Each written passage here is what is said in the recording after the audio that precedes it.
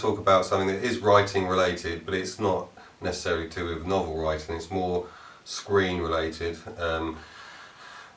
I have worked in film and make films, and I will talk about screenplays and comics because I've written comics, I've had them published. My point today is I'm talking about a film called Point Break. It's something I have to talk about. A lot of people don't like this film, but to me, it's one of my favourite films.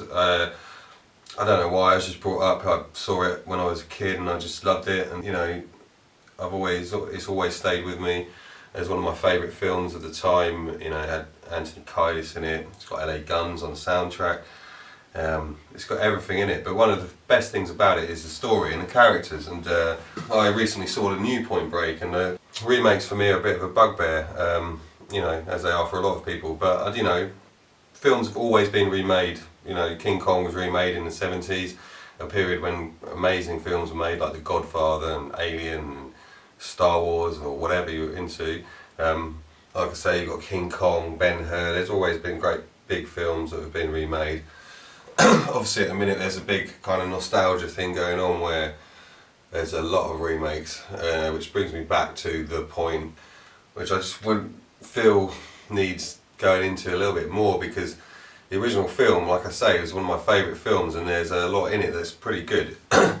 And you know, it's just an average kind of film of its time. Maybe it wasn't that good, and a lot of people would go, what are you talking about, Point Break? It's Keanu Reeves, it's Gary Busey, it's like, what the hell, Patrick Swayze. But all those things actually make it a really good film, but mainly because it's well written, as films of the time generally were, or the big action films like Lethal Weapon or films such as this. And it's got a story that links together with characters that mean something, that you invest in, and there's genuine conflict going on in scenes and situations which makes sense. Whereas in a new one, they've just got rid of everything just for the sake of visuals and the name of Point Break, which seems ridiculous. For instance, you've got the main character, the girl, Tyler in the original, is vital to the whole thing. She's like integral to the plot, because she is the one that brings Johnny, the main character, into this world of Bodhi and the others, the bank robbers, which is what they are in the original. And without her in this film now, which she's not in it because the replacement, some hippie chick called Samsara, who's just ridiculous basically. She doesn't do anything for the story or the characters of the film. She just twirls around and tries to sleep, or succeeds in sleeping with Johnny Utah, who's not even a quarterback anymore, which is another major problem. In the original, he's a quarterback, Johnny Utah, college jock quarterback who's injured his knee and he had never made it. Hence he joined the FBI. He can't serve, he's not an extreme sport, he can't serve, he can't do any of those things. So when he goes in to the situation, he meets this girl, Tyler, in the shop whilst he's like looking, he's basically pretending to be a surfer, and she sees through him straight away. But she kind of like, you know, she feels sorry for him, she takes him in, she teaches him stuff, and it's through her that he meets Bodhi, and she's a vital part, and she's a strong character. And as I say, it all links together. So this is the thing with a lot of writing nowadays, especially in films it seems, and TV. Well, maybe not so much TV, there's a lot of good stuff in TV, but there's a lot of good stuff in films as well, but there's also a lot of bad stuff. And just like getting rid of story structure for the sake of a spectacle. Point Break, this kind of means something, you know. It was a good little film. Like, the character of Bodhi is just destroyed in this film. Like, in the original, it's Patrick Swayze, he's the lead of this gang. They're like bank robbers that dress up like presidents.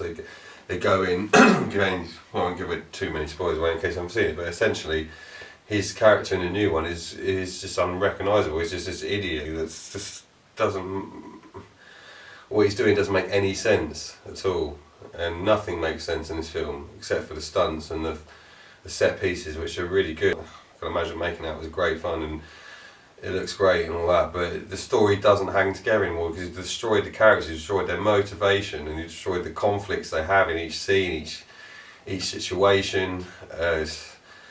none of it makes any sense anymore, and without going on forever ranting about this, is the worst thing about it, maybe, perhaps, is Ray Winston, Papas. Because in the original Papas is Gary Busey, and he's a great character. He's the one that brings Johnny Utah in, and he's like his partner, he's experienced.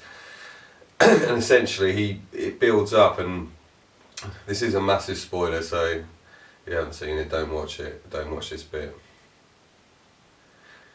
When Papas gets shot in the confrontation with Bodhi before they get on the plane for the epic skydiving bit, it's really, that hurts when you watch that and you've invested in that character. That hurts when Papas dies, when it's Gary Busey. But Ray Winston is just the worst performance I've ever seen from Ray Winston, and he obviously doesn't want to be there. He's not into it. He's just there for the paycheck, and that just sums this whole film up. And it just ruins a good story, a well-structured story. And in those 20 years ago, you know, things were different because people had to structure stories properly.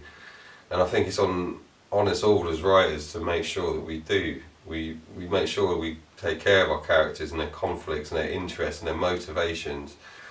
If you're going to have a female character in it and all she's going to be is something that can twirl around for the main character to get a hold of, it's ridiculous. It's just misogynistic bullshit. Like, give people proper motivations, and you have to have strong female characters, strong characters for whoever they are. But to do that to those characters in that film, I think was just beyond the pale. I mean, there's a lot of bad films I could go on about, but I think this one in particular deserves a bit of a caning, because quite honestly, to do that to those people, to those characters, is tragic. It's a tragedy.